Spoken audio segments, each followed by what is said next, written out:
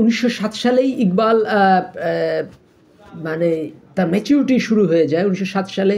1960 সালে তিনি দর্শনে পিএইচডি করেন। তো 1907 সালেই তিনি একটা প্রবন্ধ, একটা কবিতা লিখেছিলেন যে মুফাট হয় খোয়ার হোগা, তার মানে এর হলো ঠোঁট কাটা, এ তো অপমানিত হবে। তো মানে তিনি এমন কিছু কথা বলছিলেন যেগুলো সমাজের বিরুদ্ধে, মানে ওই সময়কার ট্রেন্ডের বিরুদ্ধে, সমাজের বিরুদ্ধে বলবো না, কারণ ওই তিনি ইংল্যান্ডে বসে কবিতাটা লিখতেছেন।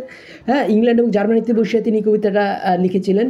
সেই কবিতাটা হলো যে না পুচি, মানে এখানে তিনি বারবার বলতেছেন যে যে এই সভ্যতা তোমার ইসের নাম কি বলে, খোদার, এই যে খোদার যে দুনিয়া, এটা দোকান না, যেখানে তুমি যেটাকে মনে করতেছো যে গ্রানাইট, সেইটা দেখা যাবে যে সেটা গ্রানাইট না, সেটা এই কাচের মতোই ভঙ্গুর। এই যে তোমাদের মূল্যবোধ, এই যে ইউরোপিয়ান মূল্যবোধ, সেইটা কিন্তু ভেঙে পড়বে।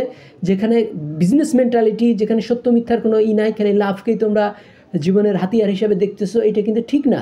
এবং এই যে কলোনিয়ালিজম, এটাও ঠিক না। ফলে তোমাদের সভ্যতা নিজেরা মানে ওয়েস্টার্ন সভ্যতা, যেটাকে নাস্তিকতার সভ্যতা বলতে পারি, যেটাকে আমরা বিজনেস সভ্যতা বলতে পারি, যেটাকে আমরা মানে অন্য দেশ দখলের সভ্যতা বলতে পারি, এই যে ইংল্যান্ড এবং ফ্রান্স, এই দুই সভ্যতার বিরুদ্ধে ইসলামের জয় জয়কার তিনি স্বীকার করে নিচ্ছিলেন ওই কবিতায়। 1907 সালের লেখা। তো এটা হলো কি, কবিতার নাম হলো মার্চ 1907। তো কবিতার নামই মার্চ 1907। এই কবিতায় কিন্তু ইকবালের মধ্যে ম্যাচুরিটি প্রকাশ পায় 1907 সালেই। তাহলে 1907 থেকে 1915, প্রায় 8 বছর পরে ইকবাল যখন ওই বইটা লিখলেন, বইটার নাম হলো গিয়া আশারে খুদি, বা আত্মার রহস্য, বা আত্মজয়ের রহস্য। এই আত্মজয়ের রহস্য বা আত্মার রহস্য বা আত্মনির্ভরশীলতার রহস্য, এইটা কিন্তু অত্যন্ত ম্যাচিউরড একটা রচনা, কিন্তু ফার্সিতে।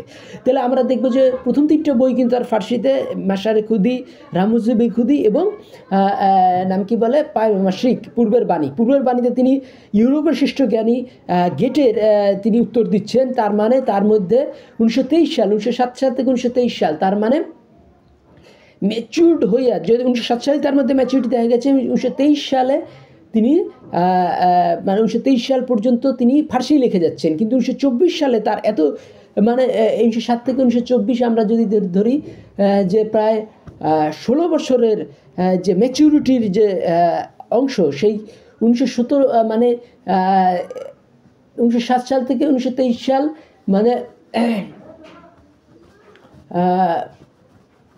প্রায় 16 বছর ধরে তিনি যে সাহিত্য সাধনা করেছেন, ম্যাচিউরড সাহিত্য। এবং 1902 সাল থেকে মানে একেবারে 22 বছরের যে যত কবিতাগুলো, সবগুলো একটা মোটা বইতে তিনি প্রায়, ওখানে প্রায় 250-300 কবিতা আছে। এই বইটার নাম হলো গিয়ে বাঙ্গে দারা। এই বাঙ্গে দারা উর্দু কবিতাগুলো, এই উর্দু কবিতাগুলো একটা বইয়ের সংকলন হলো, সেই নাম বাঙ্গে দারা। এই বাঙ্গে দারা পাবলিশের বছরই কিন্তু আমরা দেখব যে পাবলিশ হলো আরেকটা ব্যঙ্গ বই। সে বইটার নাম হলো গিয়া ব্যঙ্গ, ওই বইটার নাম হলো গিয়া শনিবারের চিঠি। এই শনিবারের চিঠি কিন্তু রবীন্দ্রনাথ যে পাবলিশ করতো, রবীন্দ্রনাথ যে বইগুলো এই বা গোটা ভারতবর্ষে পাইনিয়ার ছিল যে সাংবাদিকতা, রামানন্দ চ্যাটার্জি, তার বড় ছেলে অশোক চ্যাটার্জি এটা পাবলিশার। এবং এখানে যোগানন্দ দাস প্রথমে জয়েন করেন, তারপরে সজনীকান্ত দাস এবং নিরসি চৌধুরী, মহিতলাল চৌধুরী, এরা কিন্তু এত জ্ঞানী মানুষগুলা এই ব্যঙ্গ কবিতা, প্যারোডি কবিতা, এর মেনলি তাদের উদ্দেশ্য ছিল নজরুল ইসলাম। এর মধ্যে 1922 তার 2 বছর আগেই একটা লিখে ফেলেছিলেন, তার নাম হলো গিয়া একটা লিখে ফেলেছিলেন, তার নাম হলো গিয়া, একটা বিখ্যাত কবিতা লিখে ফেলেছিলেন, আপনারাও সবাই আজও পড়া হয় কবিতাটা। সেটা হলো গিয়ে বিদ্রোহী বলবীর বল চিরুন্নত মমশির, 1922 সালের জানুয়ারিতে এটা লেখা হয়।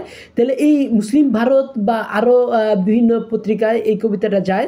তো এই কবিতাটা যখন যায়, তখন বিভিন্ন পত্রিকায় বারবার এই কবিতাটা ছাপা হয়। এবং এই নজরুলকে ঠেকাইতে এবং বেনামিতে ইকবালকে ঠেকাইতে কিন্তু এই অনেকেই বলে যে কল্লোল পত্রিকাকে ঠেকাইতে, এটা কল্লোল প্রকাশ হয়েছে 1923 সালে। এবং এরা আন্ডা বাচ্চা পোলাপাইন, এই আন্ডা বাচ্চা পোলাপাইনের জন্য এত বড় মানে 1 বছরের মধ্যে এমন জনপ্রিয়তা অর্জন করে ফেলে নাই যে এইরকম একটা শনিবারের চিঠিকে পাবলিশ করতে হবে।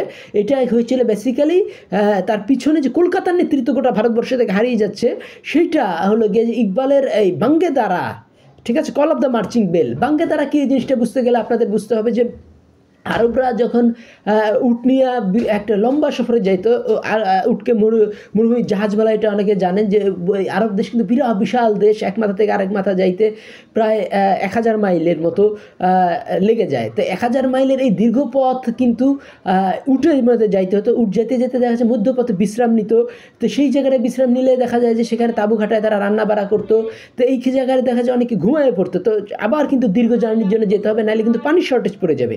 সবসময় যদি একটা জায়গায় থাকা যায় তাহলে তো ওই জায়গায় তো পানি নাই, ওখানে তো রান্না বাড়া করছে বহন করা পানি দিয়া। তো ওই নির্দিষ্ট ডেস্টিনেশনে যদি না পৌঁছা যায়, যেখানে আবার পানি আছে, তাহলে কিন্তু সবাই মারা যাবে। তো ওই জন্য এই যাত্রা বিরতিকে জাগানোর জন্য বিরাট একটা আওয়াজ তৈরি করা হতো, যাতে সবাই উঠে পড়ে, আবার উটগুলো আবার সারিবদ্ধভাবে যাত্রা শুরু করে। এই ব্যাং শব্দটা আছে না, ব্যাং মানে বিরাট বিস্ফোরণ। তো এই ব্যাংকেই কিন্তু আরবরা আরবি ফার্সিতে বলা হয় বাং। তো এই বাঙ্গের দ্বারা তো এই যে বিশাল যে এই জেগে ওঠার জন্য যে এই যে এই আওয়াজ তৈরি করা, বা যাত্রার জন্য যে আওয়াজ তৈরি করা, এটাকে বলা হয় বাঙ্গে দ্বারা। যেমন বেদারি মানে কিন্তু ঘুম থেকে ওঠা, এই জিনিসটা আমাদের খেয়াল রাখতে হবে। তো এই বাঙ্গে দ্বারা যে জেগে ওঠার যে বিশাল আওয়াজ, বা যাত্রার জন্য বিশাল আওয়াজ, এই জিনিসটা কিন্তু এই বাঙ্গে দ্বারা নাম দিলেন কে? ইকবাল। তো এই বাঙ্গে দ্বারা মানে এখানে কিন্তু ব্রিটিশ ফ্রেঞ্চ দর্শন থেকে জার্মান দর্শনের দিকে গোটা ভারতবর্ষকে আহ্বান করা হচ্ছে। কিন্তু এই রবীন্দ্রনাথ কিন্তু তখন ব্রিটিশ দর্শনে, এবং আজীবনে তিনি ব্রিটিশ দর্শনের দিকেই ছিলেন। এবং এটাই কিন্তু বাঙালির একটা অধঃপতনের কারণ। উত্তর ভারত দক্ষিণ ভারত যখন সায়েন্সে নোবেল প্রাইজ পাচ্ছে, আমরা ভালো করেই জানি যে ব্রিটিশ সায়েন্সেস থেকে জার্মান সায়েন্স ডেভেলপড, কিন্তু এই জার্মান সায়েন্সকে কিন্তু ফলো করা শুরু করলো উত্তর ভারত দক্ষিণ ভারত। আর আমরা বাঙালিরা কিন্তু এই ব্রিটিশ ভ্যালুসের দিকেই আটকে পড়ে থাকলাম। তো এই বাঙ্গে দ্বারার পরেই কিন্তু আমরা দেখব যে একটা বই পাবলিশড হলো, বইটার নাম শনিবারের চিঠি। এবং এই শনিবারের চিঠি কিন্তু প্রচণ্ডভাবে নজরুলকে অ্যাটাক করে, এবং নজরুলকে শুধু অ্যাটাক করে না, পরবর্তীতে আমরা দেখব যে যা কিছু নতুন তাকেও তারা অ্যাটাক করে, কল্লোলকেও তারা পত্রিকা অ্যাটাক করে। এবং এই সজনীকান্ত দাস এর অ্যাটাকের ফলে কিন্তু যেমন নজরুলের একটা কবিতা আছে, আপনারা এটা পড়ে দেখতে পারেন। নজরুলের কবিতাটার নাম হলো গিয়া এই যে আমার কৈফিয়ত। এটা 1926 সালের দিকে লেখা। ওখানে তিনি বলতেছেন যে নাম কি বলে, প্রতি শনিবারে প্রেয়সী চিঠি দেন, আমি হারি চাচা, আমি বলি আমি হাটে ভাঙি হারি, অমনি বন্ধ চিঠি তাড়াতাড়ি। এই প্রেয়সী শনিবারেই কেন চিঠি লিখতে যাবেন, মানে শনিবারের চিঠিকে তিনি বুঝাচ্ছেন যে শনিবারের চিঠিকে তিনি অ্যাটাক করতেছেন উল্টা, যে আমি হাটে ভাঙি হারি, অমনি বন্ধ চিঠি তাড়াতাড়ি। কিন্তু চিঠি কিন্তু বন্ধ হয় না শনিবারের চিঠি, এটা আমরা বুঝতে হবে। যে এই ইকবাল নজরুল এরা মারা যাওয়ার পরে কিন্তু শনিবারের চিঠি চলেছিল। এবং শনিবারের চিঠির একজন সম্পাদক ছিলেন সজনীকান্ত দাস। তিনি যখন মারা যান মৃত্যুকালে, তিনি আরেকজনের মাধ্যমে তিনিও কিন্তু বাংলা সাহিত্যে খুব নাম করা, তার মাধ্যমে তিনি ক্ষমা প্রার্থনা করেছিলেন এই ঈশ্বরের কাছে। নাম কি বলে, কল্লোল গ্রুপের যিনি রাইটার, তিনি হলেন গিয়া এই সজনীকান্ত দাস ক্ষমা প্রার্থনা করেছিলেন। তো এই কার কাছে ক্ষমা প্রার্থনা করেছিলেন, সেটা হলো গিয়ে ঈশ্বরের কাছে, এই বুদ্ধদেব বসু। কিন্তু বুদ্ধদেব বসু কিন্তু এতটাই দুঃখ পেয়েছিলেন এই সজনীকান্ত দাসের, যে তার এই কল্লোল গ্রুপের পুরোধা ছিলেন বুদ্ধদেব বসু, অচিন্ত কুমার সেনগুপ্ত, তারপরে এই প্রেমেন মিত্র, তারপরে এই সুধীনাথ দত্ত, তারপরে নাম কি বলে, এই আরও যারা ছিলেন। তো এই কল্লোল গ্রুপের পুরোধা ছিলেন ডিএল রায়। তো ডিএল বলছি কি, কল্লোল গ্রুপের পুরোধা ছিলেন এই বুদ্ধদেব বসু। কিন্তু বুদ্ধদেবের মৃত্যুসজ্জায় একজন মানুষ ক্ষমা চাইতে আসছে, তারপরে তিনি ক্ষমা করেননি, কারণ তিনি তো বুঝতে পারতেছিলেন যে এই ধরনের প্যারোডি লেখে একটা পত্রিকা চলতে পারে না। এবং আমরা দেখব যে এই যে একটা বাংলা সাহিত্যে 1924 সালে নোংরামি শুরু হয়ে গেল, কিন্তু এই গ্রুপের সাথে মীমাংসা করার চেষ্টা করলেন, কাদের সাথে, এই প্রগতি গ্রুপের সাথে এবং নজরুল ইসলামের গ্রুপের সাথে, কিন্তু দেখা যায় যে মীমাংসাটা হয়নি। কিন্তু রবীন্দ্রনাথ কিন্তু এই যে যারা রক্ষণশীল গ্রুপ, এই রক্ষণশীল গ্রুপের নিন্দাতে তেমনভাবে করেন না। এটা কিন্তু রবীন্দ্রনাথের জীবনে একটা কলঙ্ক। এই জিনিসটা আমাদের বুঝতে হবে যে রবীন্দ্রনাথের সমর্থন বা মৌন সমর্থন ছাড়া কিন্তু এই ধরনের গালাগালি বাংলা সাহিত্যে চলতে পারতো না। এখানে আমরা দেখব যে এই যে ইকবালের খোলাখুলি প্রশংসা কিন্তু সেই সময় করছেন না রবীন্দ্রনাথ ঠাকুর। এবং পরবর্তীতে আমরা দেখব যে এটা হলো কি শনিবারের চিঠি, নজরুলের সাথে বিরোধ। কিন্তু এর মাঝে আরেকটা বিরোধ রবীন্দ্রনাথের সাথে শুরু হয়ে যায়, সেটা 1922 সালে 1921 সালেই সেই বিরোধ ছিল মহাত্মা গান্ধীর সাথে বিরোধ। তো এই মহাত্মা গান্ধীর সাথে বিরোধের আমরা দেখব যে মহাত্মা গান্ধী রবীন্দ্রনাথের যে গুরু, মহাত্মা গান্ধী তখন সহস্র আন্দোলন করতেছে, রবীন্দ্রনাথের গুরু তিনি ছিলেন হলো গিয়া রাজা রামমোহন রায়, ধর্মীয় গুরু, দার্শনিক গুরু রাজা রামমোহন রায় এবং রবীন্দ্রনাথ দুজনে ব্রাহ্ম ধর্মের ছিলেন, একেশ্বরবাদী ধর্মের ছিলেন। কিন্তু মানে মহাত্মা গান্ধী বলেন যে এই তিলক বা এই রাজা রামমোহন রায় হলো গিয়ে পিগমি, কাদের তুলনায়? কবির দাদু নানক এদের তুলনায়। তো কবির দাদু নানক এরা কারা? কবির দাদু নানক এরা হলো যে মুসলিম প্রভাবে হিন্দুদের মধ্যে যে সংস্কারগুলো হচ্ছে, মাথা উঁচু একটা ফিলোসফি দাঁড়াচ্ছে, সেইটা হলো গিয়ে তাদের তুলনায় এই তিলক বা এই রাজা রামমোহন রায় এরা হলো পিগমি বা বামন, ছোট একেবারে। তাহলে এই যে বিশাল যে আমরা এই একটা সভ্যতা মুসলিমদের প্রভাবে উঠে দাঁড়াচ্ছে, সেইটার প্রশংসা করেছিলেন কে?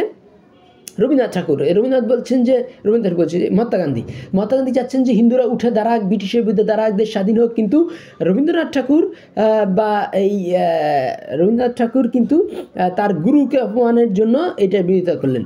তো গুরুকে যখন অপমানের জন্য এটা বিরোধিতা করা হলো, তখন কিন্তু প্রচণ্ডভাবেই আঘাত পেলেন রবীন্দ্রনাথ ঠাকুর। তখন তিনি প্রতিবাদ করলেন যে আমার গুরুকে তো আপনি পিগমি বলেছেন বা বামন বলেছেন। তো তিনি বলতেছেন যে আপনার গুরুকে আমি বড় মানুষ মনে করি, কিন্তু কাদের তুলনায় পিগমি? সেই কবির দাদু নানক এদের তুলনায় পিগমি। এবং কবিরের প্রশংসায় কবিরের লেখাগুলো ইংলিশে ট্রান্সলেট করেছেন রবীন্দ্রনাথ, কিন্তু কবিরের লেখাগুলো কিন্তু বাংলায় আজও কিন্তু সেভাবে জনপ্রিয় না। কবির দাদু নানককে কিন্তু বাঙালি আজও বোঝে না। ফলে ভারতের নেতৃত্ব কিন্তু আমরা আজও নিতে পারি না। সুভাষের পরে কোনো বাঙালি আর ভারতের নেতৃত্বে যাইতে পারে না এবং ভারতের প্রধানমন্ত্রী হইতেও পারে না। এবং যদিও আমরা জানি যে আইকে গুজরাল, ইন্দ্র কুমার গুজরাল ভারতের প্রধানমন্ত্রী হয়েছিলেন, তিনি পাঞ্জাবি ছিলেন। তারপরে এই যে ভিপি সিং, তিনি পাঞ্জাবি ছিলেন। কিন্তু বাঙালি আজ পর্যন্ত মানে এই যে সুভাষের পরে বাঙালি কিন্তু কবির দাদু নানককেই বোঝে না, ভারতের যে মেন স্ট্রিম ফিলসফি সেইটাতেও বোঝে না। তো ফলে বাঙালি মানে নেতৃত্ব চাই না ভারতের, তাইলে হবে কি করে? যেমন বাঙালি কিন্তু এই ব্রিটিশে মানে পাঞ্জাবির আগেই কিন্তু ব্রিটেনে যাওয়া শুরু করেছে, কিন্তু তারা ওই দেখা যায় বিভিন্ন হোটেল চালায়, কিন্তু সেই রাজনীতিতে ব্রিটেন রাজনীতিতে সেভাবে অংশগ্রহণ করে না। কিন্তু আমরা জানি যে সাজিদ জাভিদ ইংল্যান্ডের একজন পাকিস্তানি, তিনি কিন্তু ইংল্যান্ডের অর্থমন্ত্রী হয়েছিলেন, চ্যান্সেলর অফ এক্সচেকার। প্রধানমন্ত্রী হওয়ার সম্ভাবনা ছিল ঋষি সিনাক, শুধু প্রধানমন্ত্রী মানে এই অর্থমন্ত্রী ছিলেন না, তিনি প্রধানমন্ত্রী হয়েছিলেন ইংল্যান্ডের। তাহলে পাঞ্জাবিরা বা প্রীতি প্যাটেল বা এই যে আরেকজন ছিলেন হামজা ইউসুফ, তিনি ইসের প্রধান ছিলেন কোথাকার এই যে স্কটল্যান্ডের। তাহলে এই পাঞ্জাবিরা বা উত্তর ভারতীয়রা বা দক্ষিণ ভারতীয়রা তারা কিন্তু ইংল্যান্ডের নেতৃত্বে যাচ্ছে, ইংল্যান্ডের পলিটিক্সে অংশ নিচ্ছে। কিন্তু কোনো বাঙালি না সে ঢাকার না সে কলকাতার কিন্তু আমরা এই ইংল্যান্ডের রাজনীতিতে হিস্সা নিতে আমরা দেখতেছি না। কিন্তু এর পিছনে কিন্তু ওই কারণটাই আছে। রবীন্দ্রনাথকে আমরা এমনভাবে প্রচার করতে চাই, রবীন্দ্রনাথ যেমন বিতর্ক আসে, রবীন্দ্রনাথ দর্শনের সাথে অন্য দর্শনের বিরোধ ছিল না, রবীন্দ্রনাথ যেন শেক্সপিয়ারের থেকেও বড়, এই ধরনের সমস্যাগুলো বাঙালি যারা ফেস করে। কিন্তু কাজেই মানে যেমন এদের একটা প্রবাদ আছে যে বড় স্বাদ করি দেশি কুকুর ধরি বিদেশি ঠাকুর ফেলিয়া। কেন আমরা দেশি কুকুর দেবো? কুকুর কি ঠাকুরের থেকে বড় হয়ে যায় দেশি বইলা? তাহলে এই জিনিসটা আমাদের বুঝতে হবে যে দেশের এই যে উগ্র জাতীয়তাবাদ, এই জিনিসটাই কিন্তু হিটলারের উৎপত্তি ঘটে, মুসলিমের উৎপত্তি ঘটে, পুটিনের উৎপত্তি ঘটে। কুকুর কখনই ঠাকুরের থেকে বড় হইতে পারে না, এই জিনিসটা আমাদের বুঝতে হবে। কিন্তু এটা একটা প্রবাদ হয়ে গেছে বাঙালির কাছে, কিন্তু এই প্রবাদের কোনো ব্যাখ্যা নাই। কাজেই বাঙালি হয়েছে কি ইন্টারন্যাশনাল যে ঠাকুরগুলা তাদের সাথে দেশি ঠাকুরদের তুলনা করছে না এই প্রবাদগুলোর ফলেই। আর এই প্রবাদগুলোর জন্ম হয় সাহিত্যের ফলেই। এই জিনিসটা হচ্ছে যে উত্তর ভারতে যেমন বলে চুল্লুবার পানি মে ডুব মারো, কিন্তু বাংলাতে এই প্রবাদটা নেই। কারণ ইকবালের কথাই ছিল যে তোর যদি শরম থাকে তো পানিতে ডুবা মার। কারণ ইকবালের কথা হলো যে জীবনটা হবে আগুনের মতো। ইকবাল বারবারই সূর্যের প্রশংসা করছেন, দ্বীপের প্রশংসা করছেন। শামা ও শায়ের কবিতে শাম্মাকে তিনি বলতেছেন যে কবি হলো একটা মোমবাতির মতো। আবার তিনি সেই কবিদের মধ্যে আবার গেটেকে তিনি আবার বলছেন সূর্যের মতো। তাহলে ইকবালের দর্শনটা আগুনের দর্শন। সেইখানে কিন্তু তিনি ইকবাল বারবার বলতেছেন যে কি যেন সূর্য হয়ে উঠুক। কারা সূর্য হয়ে উঠবে? যারা কবিরা। তাহলে এই কবিদেরকে ইকবাল বলতেছেন যে কবিরা হবে নবীদের উত্তরসূরি। মানুষের চরিত্র গঠন যদি আমার উদ্দেশ্য হয় তবে আমি কবি নবীদের উত্তরসূরি। তাহলে এই জিনিসটা আমাদের বুঝতে হবে যে ইকবালের যে দর্শনটা সেটা আগুনের দর্শন, আর রবীন্দ্রের দর্শনটা অনেক ক্ষেত্রেই পানির দর্শন। যেমন রবীন্দ্রনাথের একটা কবিতা আছে, বেশিরভাগ ক্ষেত্রে এটাই কিন্তু মেইন থিম রবীন্দ্রনাথের, যে জীবনও যখন শুকায় যায় করুণা ধারা এসো। তাহলে শুকায় গেলে কি রস ভরতে হবে। তো রবীন্দ্রনাথ, প্রমোদ এরা বাঙালি জীবনে রস ভরে দিতে চেয়েছেন, তো কিন্তু ইকবাল আগুন ভরে দিতে চেয়েছেন, উদ্দীপনা দিতে চেয়েছেন, উৎসাহ দিতে চেয়েছেন। তাইলে ইকবালের যে এই নাম কি বলে এই মহাত্মা গান্ধীর সাথে একটা বিরোধ শুরু হয়। মহাত্মা গান্ধী কিন্তু এই মুসলিম প্রভাবিত কবি দাদু নানককে সমর্থন করেছেন রাজা রামমোহন রায় তিলকের বিরুদ্ধে। তাই এই মহাত্মা গান্ধীর সাথে ডিবেট কিন্তু 1961 সাল পর্যন্ত, তার মৃত্যু পর্যন্তই ছিল রবীন্দ্রনাথের ঠাকুরের। এটা আমরা বিভিন্ন ইসে দেখবো যে চরকা থেকে বিভিন্ন জায়গায় কিন্তু রবীন্দ্রনাথের বাসায় মহাত্মা গান্ধী এসেছেন, কিন্তু মতের বিরোধিতা কিন্তু দুজনের মধ্যে সবসময়ই ছিল। তাহলে এই পরবর্তীতে আমরা দেখব যে মহাত্মা গান্ধীর সাথে বিরোধের পরে ইকবালের সাথেও কিন্তু 1908 ইকবালের মৃত্যু পর্যন্ত ওই ডিবেটটা ছিলই। তো এই ইকবালের সাথে আরেকটা ডিবেট হয় যে রবীন্দ্রনাথের বাসায় ইকবাল যান। তো এটাতে ইকবাল রবীন্দ্রনাথকে এতটাই ঘৃণা করতেন যে তিনি এই বাসা থেকে চলে গিয়েছিলেন আরেক শহরে, ভাওয়ালপুর চলে গিয়েছিলেন। তো ভাওয়ালপুর চলে যাওয়ার সময় ইকবাল বলেছিলেন এক শহরে দুজন কবি থাকতে পারে না, এবং ফলে রবীন্দ্রনাথের সাথে ইকবালের সরাসরি আলাপই হয়নি। ফলে এই যে চলে গেলেন ইকবাল, সেখানে নেহরু মনে করলেন যে ইকবাল মনে হয় ভয় পাইছে। তখন তিনি মডার্ন রিভিউতে কাজী নদীর প্রশংসায় একটা লিখলেন, প্রবন্ধ লিখলেন, যেখানে তিনি মুসলমানদের উদার হইতে বললেন, কাদিনীদের মেনে নিতে বললেন, কাদিনীদের সাথে বিরোধিতা করতে নিষেধ করলেন। তখন ইকবাল কিন্তু ইসলাম রক্ষায় আগে আসলেন এবং তিনি বললেন যে না, কাদিনীদের আমরা অ্যাকসেপ্ট করতে পারি না, কারণ কাদিনীরা নতুন একজন প্রফেট ধরেছে। প্রফেট ধরলে পরে তাকে মুসলমান বলে তিনি নিজেদের আর প্রচার করতে পারে না, তাদেরকে নতুন ধর্ম হিসাবে, যেমন বাহিরা কিন্তু নতুন ধর্ম হিসাবে, ইসলামী সমাজেই বাহিদের উৎপত্তি হয়েছে, কিন্তু বাহিরা নিজেদেরকে মুসলমান হিসেবে দাবি করে না, নতুন ধর্ম হিসেবে দাবি করে। কাজেই কেউ অলি আল্লাহ হলে তাকে মানা যায় ইসলামের মধ্যে, কিন্তু যদি নতুন নবী দাবি করে, কারণ ইসলামের ফাইনাল মেসেঞ্জার বা নবী হলেন গিয়া আল্লাহ রাসূল মুহাম্মদ সাল্লাল্লাহু আলাইহি ওয়াসাল্লাম। তো এখানে কিন্তু প্রায় প্রচুর দর্শনের আলাপ ছিল সেখানে। কিন্তু আর তার আগে কিন্তু আরেকটা জিনিস পাকিস্তান প্রস্তাব হয়ে যায় 1930 সালে। 1936 সালে যে 1935 সালে রবীন্দ্রনাথ ইকবালের বাসায় গেলেন, কিন্তু 1930 সালে কিন্তু দুনিয়ার তাবৎ দর্শন আলোচনা করিয়া ইকবাল একটা লিখলেন, পাকিস্তান প্রস্তাব করলেন এলাহাবাদে। তো এই ঘটনার পরে কিন্তু আমরা যে এই প্রমোদ চৌধুরী যে যত প্রবন্ধ লিখতেছিলেন ব্রিটিশ এবং ফ্রেঞ্চের প্রশংসা করা, বস্তুবাদিতা কী বস্তু, তারপরে এই যে ইউরোপীয় সভ্যতা ও বর্তমান ইউরোপীয় সভ্যতা ও বর্তমান যুদ্ধ, তারপরে সাহিত্যে খেলা, তারপরে এই নাম কি বলে পূর্ব পশ্চিম, এইসব যে প্রবন্ধগুলোতে তিনি মিথ্যাচার করে যাচ্ছিলেন, ইউরোপীয় সভ্যতাকে মহান করার চেষ্টা করতেছিলেন, এই জিনিসগুলো কিন্তু বন্ধ হয়ে গেল শরৎচন্দ্রের সর্বোচ্চ এই নাম কি বলে প্রমোদ চৌধুরীর, যখন ইকবাল 1930 সালে লিখলেন এই নাম কি পাকিস্তান প্রস্তাব। এখানে তিনি বললেন যে ইউরোপীয় সভ্যতা ধ্বংস হয়ে গেছে দুজনকে ফলো করে, একজন হলো রুশো আর একজন লুথার প্রোটেস্ট্যান্ট আন্দোলনের নেতা, এবং রুশো হলেন গিয়া এই সমাজের রাজনৈতিক সমস্ত নিয়মকানুন, তো ধর্মীয় নিয়মকানুন ধ্বংস করেছে লুথার, এবং রাজনৈতিক নিয়মকানুন ধ্বংস করেছে রুশো। কাজেই ইউরোপিয়ান এই নষ্ট সভ্যতাকে সব কিছুতেই ফলো করা যাবে না। এটা প্রায় তার 16 পৃষ্ঠার যে পাকিস্তান প্রস্তাব, সেখানে তিনি দ্ব্যর্থহীন ঘোষণা করলেন কে ইকবাল। তাহলে এই যে ইকবাল এতদিন লিখতেছিলেন কবিতা, প্রথম দিকে তিনি ফার্সি কবিতা, তারপরে তিনি লিখলেন এই কবিতা নাম কি বলে উর্দু কবিতার বই তার পাবলিশ হলো। তারপর তিনি লিখলেন কবিতা না, ইংলিশে রীতিমতো পাকিস্তান প্রস্তাব যখন তো করলেন, তখন তো সবাই অবাক হয়ে গেল যে না, এই লোকটা তো দীর্ঘ প্রস্তুতি নিয়ে আসছে, এবং মানে 1907 থেকে 1930, তার মানে আমরা ধরতে পারি 23 বছরের একটা ম্যাচুরিটি নিয়ে ইকবাল এই 1908 সালে তিনি পিএইচডি করে ফেলেছেন দর্শনে। তাহলে 22 বছর পরে দর্শনে পিএইচডি করার 22 বছর পরে তিনি পাকিস্তান প্রস্তাব করছেন। তাহলে এই পাকিস্তান প্রস্তাব অত্যন্ত ম্যাচিউর্ড একটা, এবং এই ম্যাচিউর্ড প্রস্তাবের কোনো বিরোধিতায় কিন্তু পরবর্তীতে আমরা দেখব যে সময় কিন্তু জার্মান দর্শন যারা 3 জন বাঙালি ছিলেন, একজন হলো প্রমোদ, একজন শরৎ, এবং আরেকজন হলো শরৎচন্দ্র চট্টোপাধ্যায়, একজন প্রমোদ চৌধুরী, আরেকজন হলো রবীন্দ্রনাথ ঠাকুর। 3 জনে কিন্তু এই গুছানো ওয়ার্কটা যে পাকিস্তান প্রস্তাব, তার কোনো উত্তর দিতে পারলেন না। তাইলে এখন আমরা দেখব যে এই ইকবালের সাথে বিরোধ শুরু হয়ে গেছিল কার, এই বাঙালি বিশেষ করে শরৎ, প্রমোদ এবং রবীন্দ্রনাথ ঠাকুর, মেইনলি রবীন্দ্রনাথ ঠাকুর। তাহলে এই ইকবালের সাথে যে এই Rabindranath, in the meantime কিন্তু আরেকজন নায়ক উঠে আসতেছিলেন, তিনি হলেন গিয়া তিনি ইংল্যান্ডে আইসিএস পরীক্ষা দিয়ে তিনি চান্স পেয়েছিলেন, নাম কি বলে এই ইন্ডিয়ান সিভিল সার্ভিসে চান্স পেয়েছিলেন, কিন্তু চাকরি ছেড়ে চলে আসছেন। তার লেখাগুলো এত চমৎকার হয়েছিল যে তিনি ইংলিশ যার প্রফেসররা প্রথম দিকে তার বিরোধিতা করছিল, তারাও কিন্তু তাকে বলে যে তুমি আইসিএসের চাকরিটা গ্রহণ করো, কিন্তু তিনি বলছেন আমি দেশ সেবা করবো। তো এই লোকটা কিন্তু দেখা যায় রাভেনশা কলেজে তিনি কটকের এইসব জায়গা থেকে পড়ে আসছিলেন, পরে তিনি প্রেসিডেন্সি কলেজে পাশ করেছিলেন। তার মানে তিনি প্রথম দিকে প্রায় 12-15 বছর পর্যন্ত তিনি বাংলা লেখাই জানতেন না।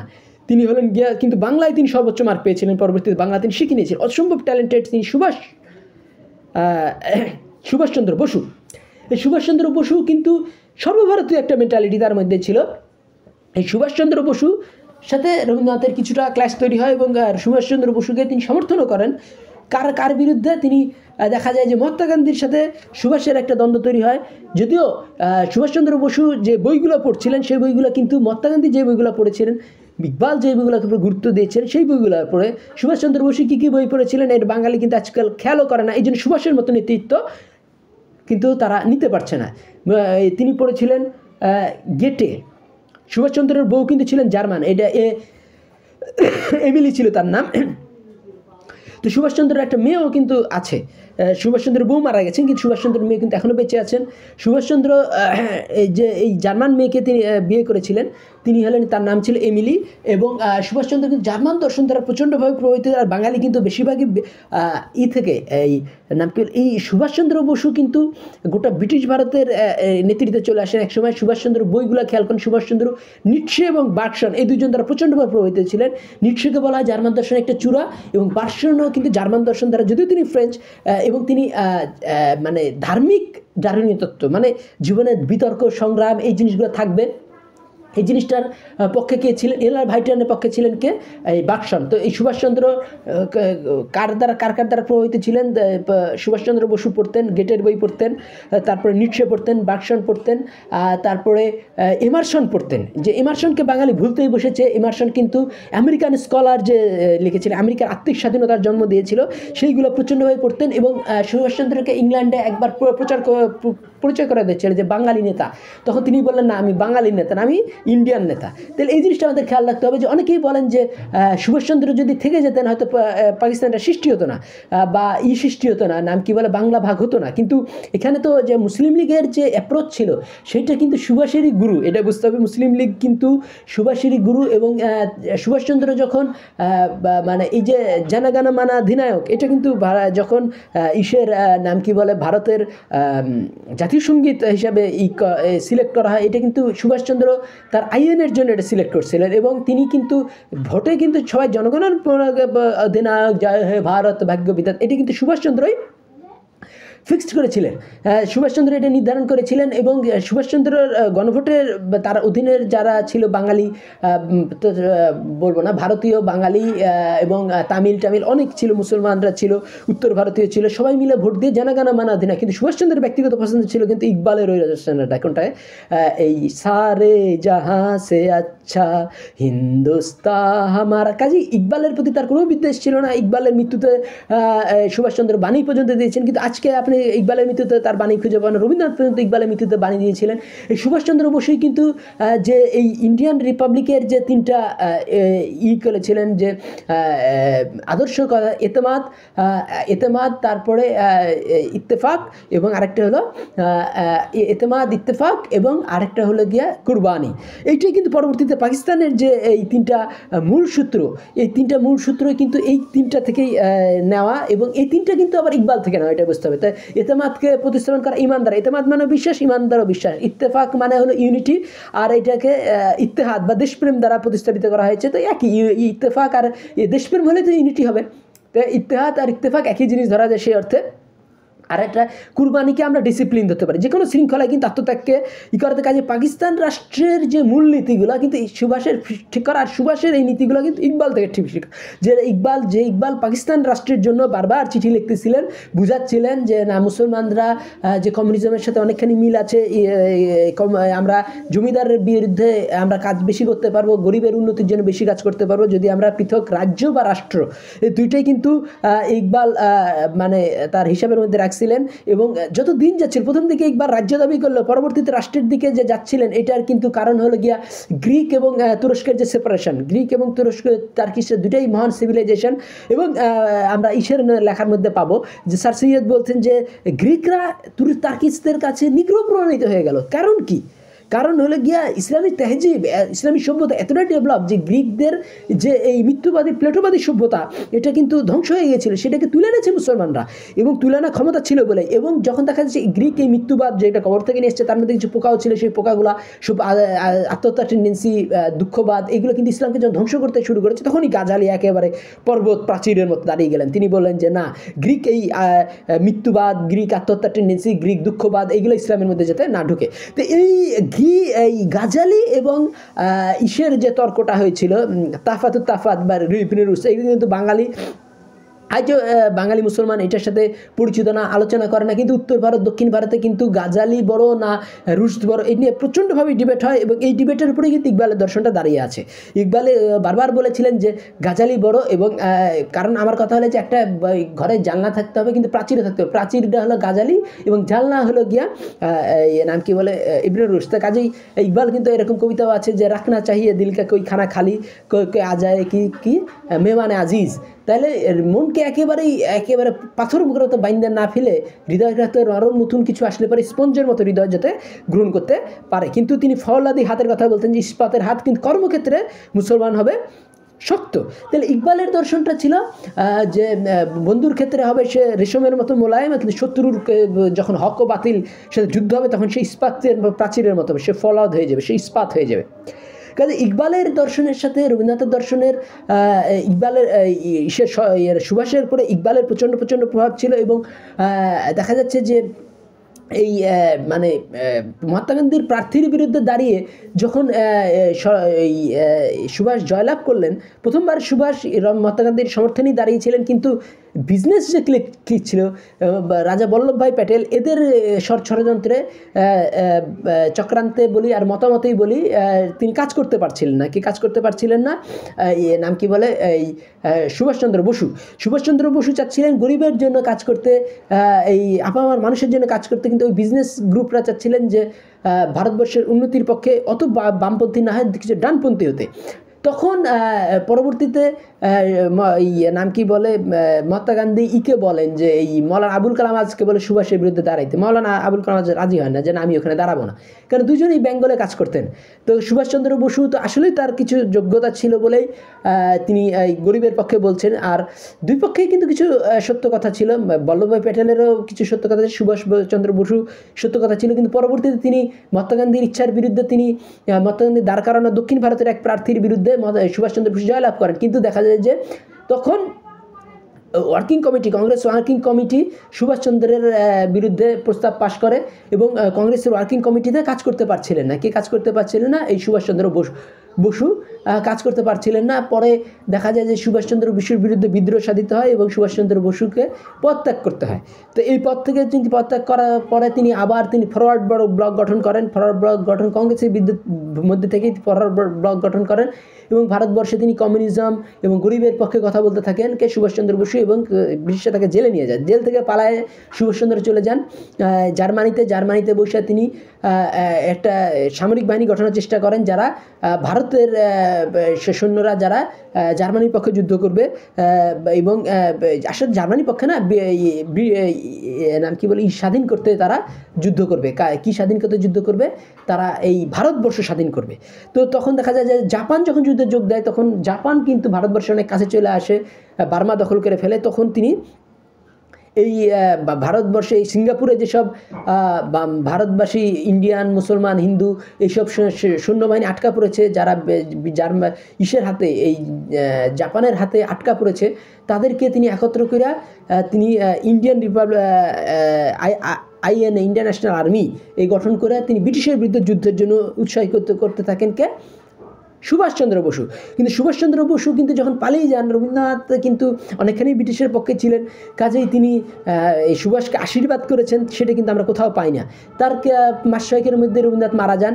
কাজেই এই সুভাষচন্দ্রের সাথে, যদিও তিনি সুভাষকে সাপোর্ট করেছেন রবীন্দ্রনাথ এই নাম কি মহাত্মা গান্ধীর বিরুদ্ধে, কিন্তু সুভাষচন্দ্রের সাথে মহাত্মা গান্ধীর যে মতে মিল ছিল এটা কিন্তু আমরা বলতে পারি না। সুভাষচন্দ্রের মেন্টাল কনস্ট্রাকশন এবং মহাত্মা গান্ধীর মেন্টাল কনস্ট্রাকশন একই ধরনের, একই তারা গেটে পড়তেন, একই তারা এমারসন পড়তেন, একই তারা এই নিটশে পড়তেন, একই তারা পড়তেন নাম কি বলে এই তাহলে এই যে এই তারপরে এই যে সুভাষের জীবনে কিন্তু ঈশ্বরের প্রভাব ছিল প্রচণ্ডভাবেই, যেটাকে এই মানে ইটালির যে নেতা ছিলেন এই সেটা হলো গিয়া ম্যাজিনি এবং গ্যারিবাল্ডি। তো ম্যাজিনি এবং গ্যারিবাল্ডিকে প্রচণ্ডভাবেই মহাত্মা গান্ধীও ভালোবেসেছেন, সুভাষও ভালোবেসেছেন, কিন্তু এই ম্যাজিনি গ্যারিবাল্ডিকে ঘৃণা করে প্রায় 1897 সালের দিকে একটা লিখেছিলেন এক রাত্রি, যেখানে তিনি বলেছিলেন যে এই ম্যাজিনি গ্যারিবাল্ডি হইবে ভাবিয়েছিলাম, হইলাম ভাঙা স্কুলের সেকেন্ড মাস্টার। তো রবীন্দ্রনাথ সবসময় বড় বড় চাহিদাকে বড় বড় নাম কি বলে নিন্দা করেছেন। তিনি বলছেন আমার সোনার হরিণ চাই, আমার সোনার হরিণ চাই, যা ছিল তা গেল ঘুচে, যা নাই তার শোকে। তার মানে যা ছিল সেটা যা নাই, তার জন্য যেটা যা নাই তাকে আমি অর্জন করতে যাই, যা ছিল সেটাও হারাইলাম। মানে সবসময় তিনি বড় বড় লক্ষ্য, ম্যাজিনি গ্যারিবাল্ডি হওয়ার থেকে একটা ইংরেজের অধীনে একটা জজ হওয়াকে বেশি গুরুত্বপূর্ণ মনে করেছেন কে? রবীন্দ্রনাথ ঠাকুর। কিন্তু উত্তর ভারত দক্ষিণ ভারত কিন্তু প্রচণ্ডভাবেই বড় বড় লক্ষ্যের দিকে টার্গেট করতে বলেছেন, ফলে তারা বড় বড় উত্তর ভারত দক্ষিণ ভারত ইকবাল কিন্তু বড় বড় যেমন ইকবালের অনুসারে নজরুল বলেছিলেন যে খোদার কাছে চাসনে ক্ষুদ্র কিছু, কিন্তু আল্লাহ তো দানের সাগর, তুমি বড় কিছু চাও তাহলে তুমি বড় হইতে পারবা। তাহলে বারবার তিনি ওকাপ পাখির কথা বলছেন, যে পাখি যখন ডানা ঝাপটায় তো গোটা আকাশ অন্ধকার হয়ে যেত। এটা ইকবাল বারবারই ওকাপ পাখির প্রশংসা করেছেন। কাজে ইকবালের সাথে রবীন্দ্র দর্শনে কিছু পার্থক্য ছিল, এবং আমি এই রবীন্দ্র দর্শনে কিছু খারাপ দিকও এখানে আলোচনা করলাম। রবীন্দ্র দর্শনে সবাই তো প্রশংসা করেই, কিন্তু খারাপ দিকটাও জেনে নিতে হয়, যাতে বাঙালি আবার ভারতবর্ষে নেতৃত্ব নিতে পারে। এবং এই রবীন্দ্রনাথের এই খারাপ দিকগুলাই কিন্তু তুলে ধরলেন দুটো বইতে নীরসী চৌধুরী, যিনি 102 বছর বেঁচে ছিলেন এবং ইসলামী সভ্যতার সম্বন্ধে খুব ভালোভাবেই জানতেন।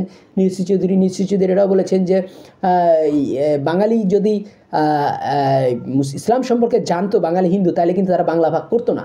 এই জিনিসটা তাহলে বুঝতে হবে যে কতখানি ইসলামী সভ্যতা দ্বারা প্রভাবিত ছিলেন নীরসী চৌধুরী কিন্তু দুটো বই লিখেছেন, আপনারা পড়ে দেখতে পারেন। দুইটার নাম হলো গিয়া আত্মঘাতী বাঙালি এবং আত্মঘাতী রবীন্দ্রনাথ। কাজী রবীন্দ্রনাথ কিছু ভালো ভালো গানও লিখেছেন, যেমন নাম কি বলে একলা চলো রে, তারপরে নাম কি বলে যখন যোগেন দাস নাকি যেন একটা, যখন এই নাম কি বলে যোগেন মণ্ডল না কি যেন একজন এই প্রায় 60 দিন লাহোরের জেলে বসে 60 দিন অনশন করে জীবন ত্যাগ করেছে, তখন তার প্রশংসায় প্রবন্ধ লিখেছেন। কাজে ব্রিটিশ বিরোধী কিছু লেখা রবীন্দ্রনাথের আছে, কিন্তু রবীন্দ্রনাথের বেশিরভাগ লেখাই ব্রিটিশের পক্ষে। এবং নাম কি বলে সুভাষচন্দ্র, এবং দেখা যায় যে সময় শরৎচন্দ্র ব্রিটিশ বিরোধী লেখার ফলে ব্রিটিশরা তাকে ধরতে খুঁজে বেড়াচ্ছিল, তখন কিন্তু রবীন্দ্রনাথকে শরৎচন্দ্র লেগেছিলেন যে তার জন্য সুপারিশ করতে, কিন্তু রবীন্দ্রনাথ কিন্তু উল্টা এই শরৎচন্দ্রকেই অনেক ভর্ৎসনা করেছিলেন, বকাবকি করেছিলেন। সেই জিনিসগুলো কিন্তু আমাদের নলেজে থাকতে হবে। কাজেই রবীন্দ্রনাথকে সামগ্রিকভাবে রবীন্দ্রনাথের যে প্রস্রাব পায়খানা তো আর পবিত্র না, এই জিনিসটা আমাদের খেয়াল রাখতে হবে। রবীন্দ্রনাথ মানুষ, তার জীবনে অনেক ভুল ত্রুটি আছে, রবীন্দ্রনাথের জীবনে অনেক ডিবেট হয়েছে, এবং বাঙালি সেই ডিবেটগুলো ফলো করলে পরে বাঙালি কিন্তু আবার সায়েন্সে নোবেল প্রাইজ পাবে। বাঙালি আবার তারা ইংল্যান্ডের প্রধানমন্ত্রী হবে, যেরকম পাঞ্জাবি ঋষি সুনাক হয়েছে, বাঙালি হয়তো কোনো একদিন ইংল্যান্ডের প্রধানমন্ত্রী হবে, সায়েন্সে নোবেল প্রাইজ পাবে। যেমন মাদ্রাজিরা মানে তামিলরা প্রায় 3টে সায়েন্স নোবেল পেয়েছে, 9 কোটি লোক, কিন্তু বাঙালি 30 কোটি আজ পর্যন্ত সায়েন্সে নোবেল প্রাইজ একটাও পায়নি। আমার কথা গেলে ভালো, কিন্তু তখন বাঙালি হয়তো সায়েন্সে নোবেল প্রাইজ পাবে, তখন বাঙালি পরিশ্রমী হয়ে উঠবে, যে পরিশ্রমের গান রবীন্দ্রনাথের মধ্যে তেমন একটা নাই। কিন্তু এই পরিশ্রমের গান কিন্তু আলতাফ হোসেন হালি থেকে শুরু করে মির্জা দাগ দেহলভি থেকে শুরু করে তারপরে এই ইকবালের মধ্যে প্রচণ্ডভাবেই ভরাভর্তি। হোসেন আজাদের লেখার মধ্যে পরিশ্রমের গানগুলো আছে। কাজেই পাঞ্জাবিরা যখন পরিশ্রমের দিকে যাচ্ছে, বাঙালি মুসলমানকে পরিশ্রমের দিকে যেতে হবে। তামিলদের মতো, পাঞ্জাবিদের মতো বাঙালিও একসময় সায়েন্সে নোবেল প্রাইজ পাবে বলে আমার বিশ্বাস। আমার কথাগুলি ভালো লাগলে আমার চ্যানেল সাবস্ক্রাইব করুন, লাইক বাটন ক্লিক করুন। ধন্যবাদ।